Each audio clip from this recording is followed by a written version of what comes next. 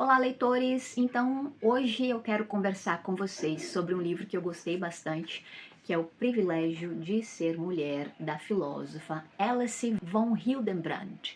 Na verdade, foi uma releitura. O primeiro contato com esse livro foi em meados de 2022, finalzinho de 2022, e eu fiz muitas anotações, anotei mais ainda e decidi fazer essa resenha aqui com vocês. Então, se caso você chegar aqui no meu canal, caiu de paraquedas, aqui eu falo sobre leituras que eu faço com uma certa frequência e um pouquinho de filosofia. Então, bora lá!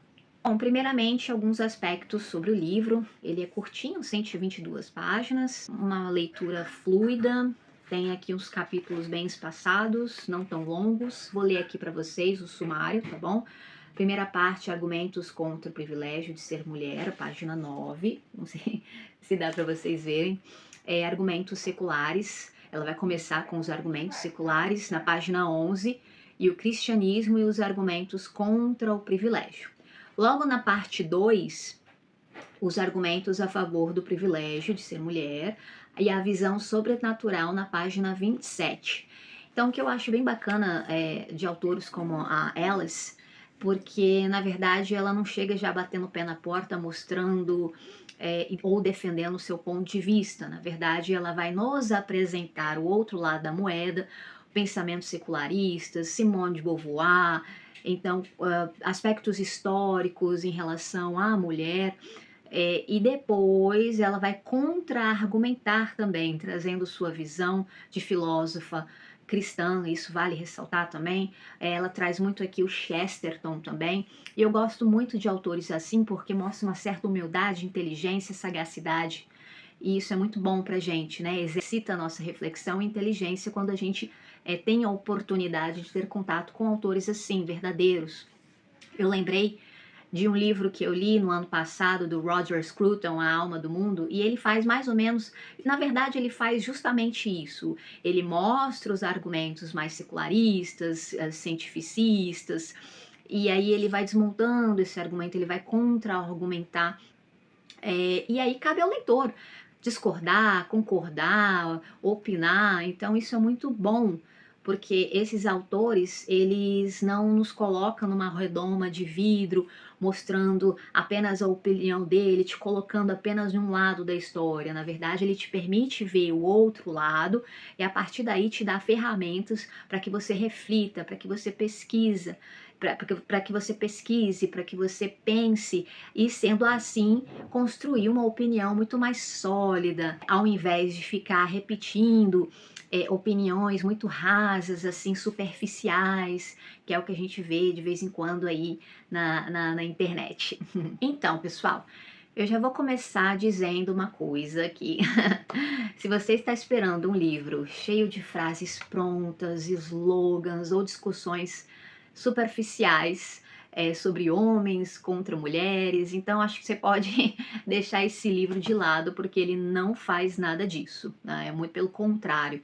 A autora Alice von Hildenbrand, ela foi filósofa, ela foi professora, tem uma vasta carreira aí ministrando aulas de filosofia. É uma mulher de fé profunda e isso aparece em toda a obra, não tem como deixar de lado. Ela tem, pessoal, é importante frisar, tá? Vamos lá com calma. Não é aquele livro filosófico que parece escrito para afastar o leitor, um livro chato. Muito pelo contrário, a escrita é leve, ela é agradável e, de certo modo, muito humana, né? Então, o que mais me chamou a atenção, várias coisas me chamaram a atenção aqui, foi que ela não apenas, ela não fica apenas defendendo a mulher ou criticando a modernidade.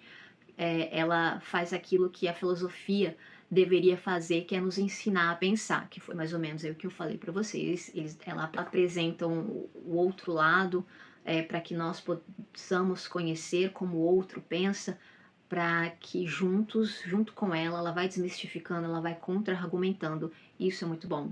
Ao longo do livro, ela aborda discursos depreciativos que foram dirigidos às mulheres ao longo dos séculos. Então, aqui é um ponto muito legal, muito interessante, porque a autora, ela não finge que essas coisas nunca existiram, tá? Ela não tenta apagar a história, mas ela também não aceita explicações simplistas. Em vez de apenas dizer, os homens foram maus, ela faz uma pergunta muito mais filosófica. Por que que isso aconteceu? Então, isso muda tudo quando a gente lê, né?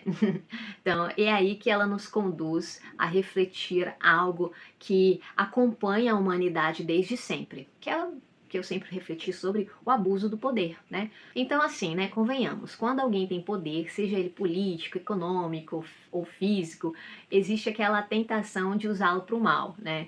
E isso vale para homens, mulheres, reis, imperadores, professores, políticos, e aí até para aquela pessoa que ganha o controle remoto da televisão e de repente se acha dona da casa.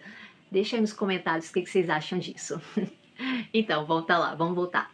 Então a autora ela argumenta que muitas injustiças contra as mulheres surgiram de um uso desordenado do poder, mas ela também nos lembra que a história é mais complexa do que uma simples guerra entre os sexos. Nessa parte eu gostei muito, tá? Ponto positivo.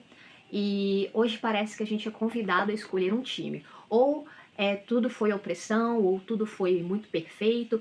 E a autora Alice aqui, ela recusa as duas opções. Ela prefere algo mais difícil, que seria pensar. E aí, outro aspecto que me chamou a atenção foi a defesa da complementariedade entre homem e mulher. Que é aqui que talvez alguns leitores concordem, outros talvez discordem, mas o mérito da autora está justamente em apresentar argumentos e não apenas opiniões. Então ela nos convida a refletir sobre a feminilidade, sobre a receptividade, a maternidade, a delicadeza, a força da mulher, sem reduzir a mulher a uma caricatura moderna ou antiga. Aliás, aqui pensando com meus botões, vou até fazer uma analogia.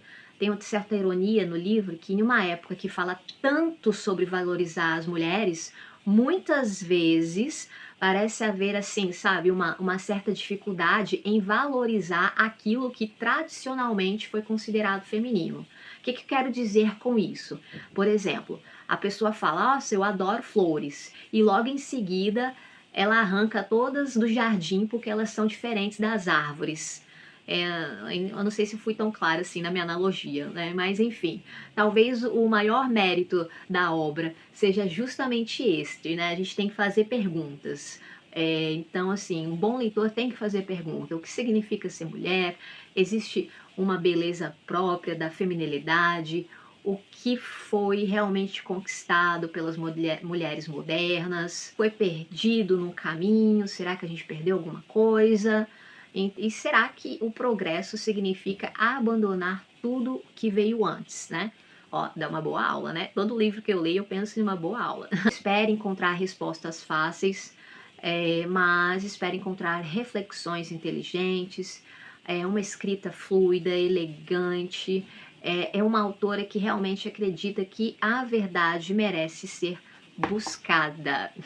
No final das contas, eu terminei o livro com a sensação, de certo modo, de que a boa filosofia continua sendo aquilo que Sócrates já fazia há mais de 2000 anos, né? Que é fazer perguntas, perguntas que nos impedem de viver no piloto automático ou ficar repetindo opiniões igual um papagaio. Então é isso, pessoal. Vou ler aqui alguns trechos que eu gostei e que eu fiz anotações para compartilhar com vocês.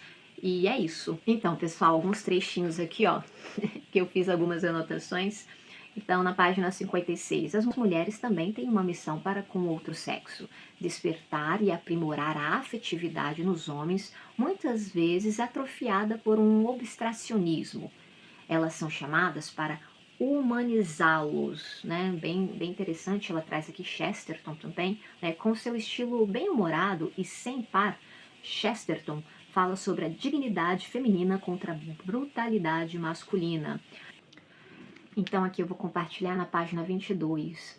Foram eliminadas muitas formas exteriores de nos lembrarmos que estamos aqui na Terra para servir a Deus, com todas as deploráveis consequências que já conhecemos. No país onde nasci, que costumava ser a Bélgica católica, não se podia dar um passeio pela floresta que rodeava a capital ou pelo campo sem avistar pequenas capelas dedicadas a Cristo ou a sua Santa Mãe ou algum santo. Era um lembrete constante de que a fé deve animar todas as nossas ações. E isso é muito interessante, né? As grandes construções, apesar da tecnologia ajudar bastante, a verdadeira, aquela arquitetura que nos leva a uma contemplação maior do divino, ou até mesmo que nos leva a refletir e nos trazer uma identificação do sagrado.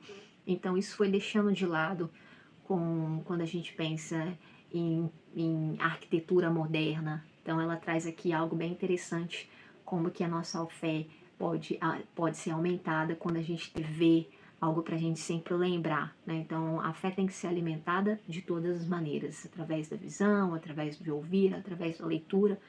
E infelizmente a nossa modernidade deixou em relação às grandes construções, está deixando isso meio que a desejar, né? Ficou muitas coisas se tornaram utilitaristas, de certo modo. Então é isso, pessoal. A autora aqui, o último capítulo, ela fecha com chave de ouro. Ela fala sobre Maria. Ela é católica, é uma filósofa católica, então ela escreveu esse livro, de certo modo, aí à luz da filosofia, do catolicismo, da tradição católica, e não teria como ser diferente, né? Então ela usa aqui Maria para fechar o livro.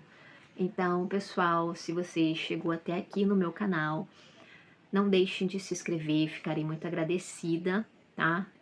Deixe um joinha, se inscreva.